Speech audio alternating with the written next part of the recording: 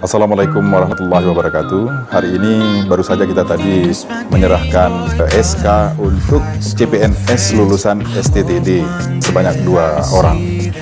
Jadi kita sangat berbahagia sekali mereka telah bergabung ke pemerintah Kabupaten Aceh Tengah.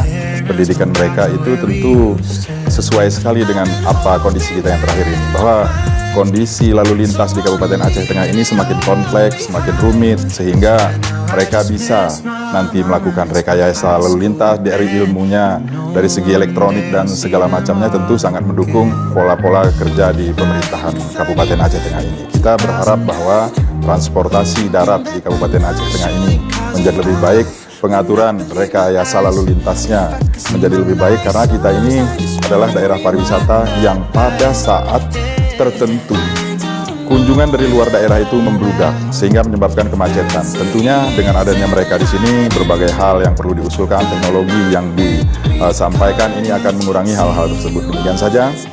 Wabillahi taufiq wal hidayah. Assalamualaikum warahmatullahi wabarakatuh.